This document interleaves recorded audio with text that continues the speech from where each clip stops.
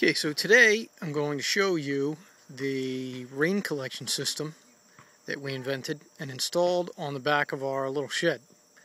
And we'll start out front here where we put up about 14 feet, almost 15 feet of vinyl gutter, and that's plumbed around the corner of the shed, which you can see over there.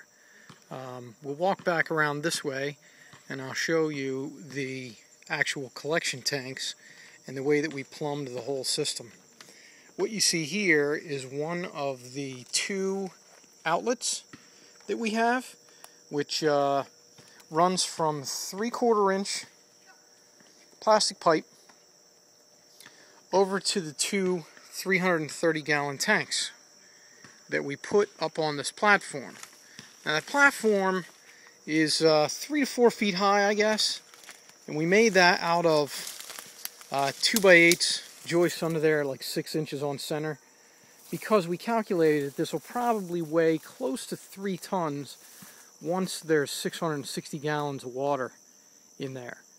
So essentially what we did was, I had a couple ideas. I've seen a lot of people that plumbed the two tanks together at the top, so that one tank fills first and then flows into an overflow into the second tank. What we did was we connected them at the bottom with a manifold, and essentially that's again 3/4 inch pipe that simply goes from this valve into a T, which you can see right here, and that's connected underneath with the other tank. So essentially the tanks fill from the bottom from over here, and I'll show you what we did over here. We also put gutter on the back of the building, another almost 15 feet. It's about 14 feet 8, and then it comes into a CPVC fitting at the top, and that's the pipe that comes around the side from the other drain on the front. It comes into a Y, and essentially what happens is this is a vertical filter, and essentially all of the first flush, you can actually buy first flush filters on the internet, but it's essentially a vertical tube that drains the first flush of the gutters go into this tube. And as an afterthought, we put this this valve on there so that we didn't have to unscrew the cap to the pipe every time. So essentially that red valve that you see here, once the tanks begin to fill and the rain has stopped, then you can go back, simply open the red valve, which drains the water from the vertical column, so that it's ready to filter the next bit of rain. So in a rainstorm, what happens is this vertical filter fills up, and then of course there's nowhere for the water to go except this way, and that simply drops into the first tank with a down tube, and we found a fitting that fits on the cap. And one of the questions was, how's that tank going to breathe? Where's the air going to go when the water comes in? And of course it's going to breathe right back out through the gutter.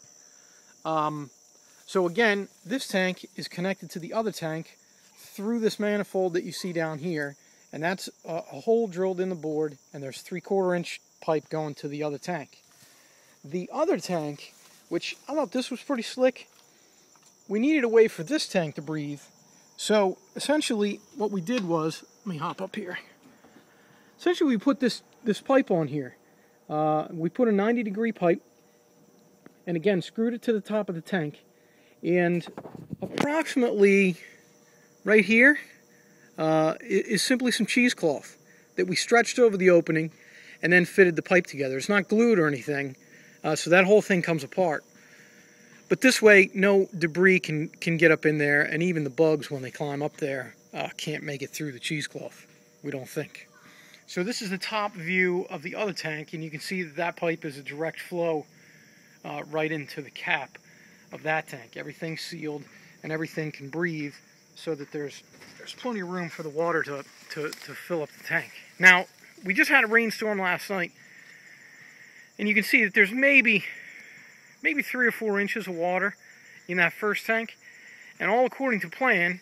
The tanks are filling from the bottom exactly evenly because, of course, water always seeks its own level. And this way, we didn't have to drill any holes in the tanks themselves.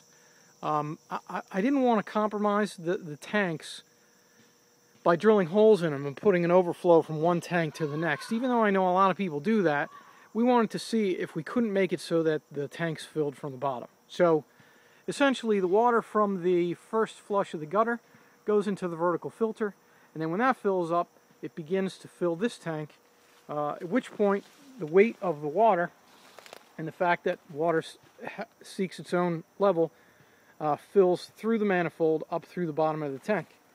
Now, one of the other things we did in the name of, it's here in New England and it gets to be wintertime, we want to be able to drain these tanks in the wintertime. So one of the things we did, just off of the 3/4 inch manifold, we put this drain valve. This is, of course, the lowest point in the whole system, and with a simple turn you can see that the flow comes right out. So we'll be able to drain the tanks in the wintertime. Currently, we don't have a whole lot of flow just because there's very little water in there. Currently, I think we estimated there's maybe 20 gallons, if that. So we're anxious to have some more rain. Anyway, what we did next was we decided to connect the different hard pipes with flexible tubing. This is just regular old garden hose from Lowe's. And the reason we did that is because at every stage of the system, before wintertime comes in the fall, we can disconnect our flexible pipe and we can blow out this valve. We can disconnect the flexible pipe from the manifold and blow the manifold out, and we can disconnect the tanks from the rest of the system and blow those out.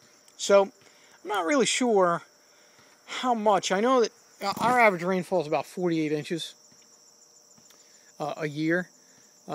This is technically, we should be able to fill this several times in the course of the year, but we're just going to kind of have to wait and see how that works out. So essentially, this is it. This is kind of our plan for catching some rainwater.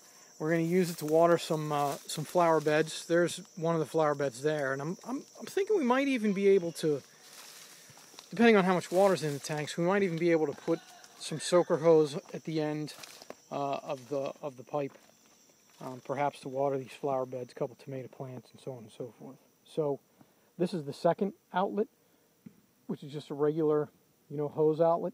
All of these parts and pieces readily available at Lowe's.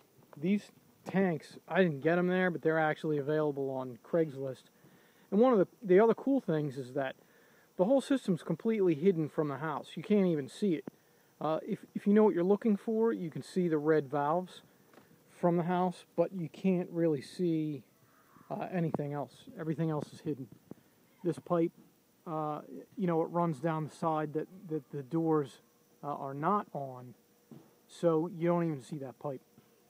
As a matter of fact, we added this at the end because we didn't want to put gutter on the front of the house because I didn't want to take away from its aesthetic awesomeness. But then we decided, geez, we're wasting half of a roof of water. This is about a 14 by 12 shed, which is, I don't know what that is, almost 200 square feet, and with a ½ inch of water per square foot.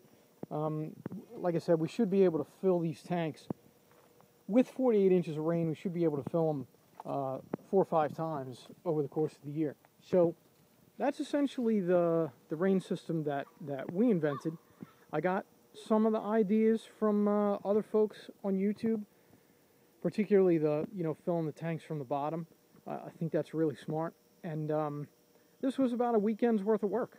And we're supposed to get some more rain tonight, so we're anxious to get it more filled up and see what happens then.